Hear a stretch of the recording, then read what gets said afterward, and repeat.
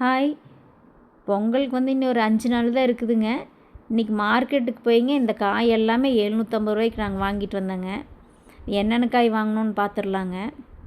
தக்காளி வந்து 1,5 கிலோ 50 ரூபாய்ங்க. 1,5 கிலோ தக்காளி வாங்கினேங்க. முள்ளங்கி வந்து கிலோ 10 ரூபாய்ங்க.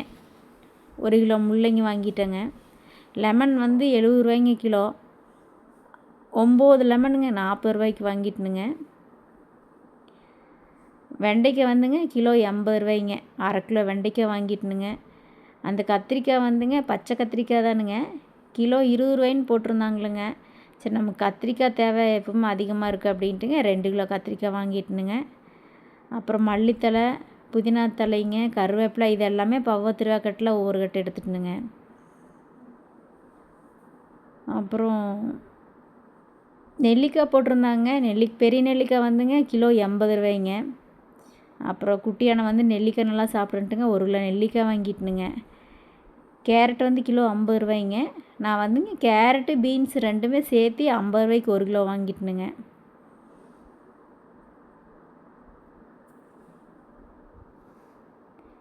முட்டைக்கோஸ் வந்து பிங்க் கலர் முட்டைக்கோஸ் வந்து 30 ரூபாய்ங்க. ஒரு குட்டி முட்டைக்கோஸ் ஒன்று எடுத்துட்டுனுங்க.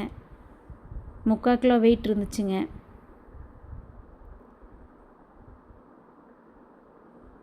அவரைக்காய், பச்சை மிளகா 2 வாங்கிட்டுனுங்க அந்த கவரில். அவரைக்காய் வந்து கிலோ 40 ரூபாய்ங்க. 1 கிலோ அவரைக்காய் வாங்கிட்டேங்க. பச்சை மிளகா வந்து 30 ரூபாய்ங்க. 1 கிலோ பச்சை மிளகா வாங்கிட்டேங்க. அப்புறம் சொரக்காய் வந்துங்க 2 சொரக்காய் 30 ரூபாய்ங்க. 2 சொரக்காய் வாங்கிட்டுனுங்க. வாழைக்காய் வந்து கிலோ 40 ரூபாய்ங்க.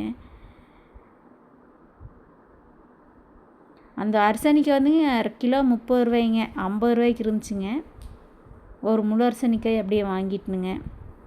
அப்புறம் தேங்காய் வந்துங்க ஒரு தேங்காய் 50 ரூபாய்ங்க. மொத்தமாக 200 ரூபாய்க்கு இருந்துச்சுங்க தேங்காய்ங்க. 4 தேங்காய் வாங்கிட்டுங்க 200 ரூபாய்க்கு.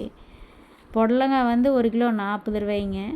3/4 கிலோ புடலங்காய் இருந்துச்சுங்க 30 ரூபாய்க்கு வாங்கிட்டேங்க. இவ்வளோ தாங்க இன்றைக்கி நாங்கள்லாம் ஷாப்பிங் பண்ணதுங்க உழவர் சந்தையில்.